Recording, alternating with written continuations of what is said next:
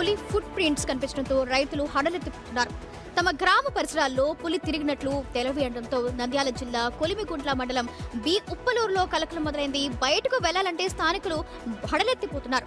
సమాచారం అందుకున్న అటవీ శాఖ అధికారులు పొలాల్లోని పాదముద్రలను పరిశీలించారు. అడవి పులి అడుగుజాడలేనని తేల్చారు. గ్రామంలో అలర్ట్ ప్రకటించారు. రాత్రి వేళల్లో ఎవరూ పొలాల వైపు వెళ్లొద్దని, పగటిపూట కూడా గుంపులుగా వెళ్లాలని అధికారులు వారికి సూచిస్తున్నారు. పులి జాడ కనిపెట్టేందుకు గాలింపు చర్యలు చేపట్టారు. రైట్, దీనికి సంబంధించి మరింత సమాచారం మా ప్రతినిధి శ్రీరామ్ అందిస్తారు. రైట్ శ్రీరామ్, ఆల్రెడీ అక్కడ పులి ఫుట్ ప్రింట్స్ ఏవైతే ఉన్నాయో అవి అధికారులు గుర్తించారు. మరి దాన్ని ఒక బోన్లో పట్టించేందుకు అక్కడ ఫారెస్ట్ అధికారులు ఎలాంటి చర్యలు తీసుకుంటున్నారు? ఇప్పటికే ఏమైనా స్టార్ట్ చేశారా లేదా? అప్డేట్స్ ఏంటి?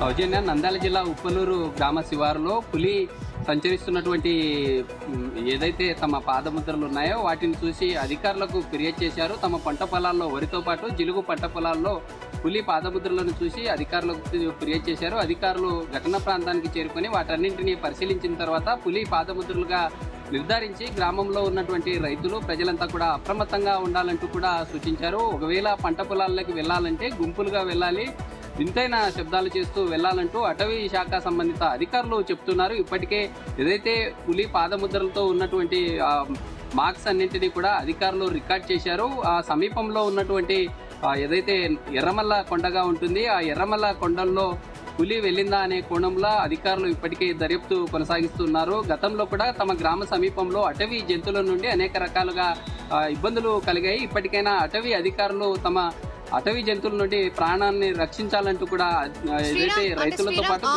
అంటే నంద్యాల జిల్లాలో ఏవైతే అటవీ ప్రాంతం ఉందో ఆ చుట్టూ ఒక ఫెన్సింగ్ వాల్ అనే వేయాలి, లేదంటే ఎప్పటికప్పుడు అక్కడ సీసీ కెమెరాలను చెక్ చేయాలి అధికారులు. కానీ ఆల్రెడీ పులి ఒకటి ఊర్లోకి వచ్చింది, గ్రామస్తులు అక్కడ పశువుల్ని గట్రా తింటుందని ఆల్రెడీ తెలుస్తుంది మనకి. మరి అధికారులు ఏం చేస్తున్నారు? ఇంతవరకు దీని మీద ఎలాంటి చర్యలు తీసుకోవట్లేదా? అసలు సీసీ కెమెరాలు పరిశీలించట్లేదా? ఏం చేస్తున్నారు?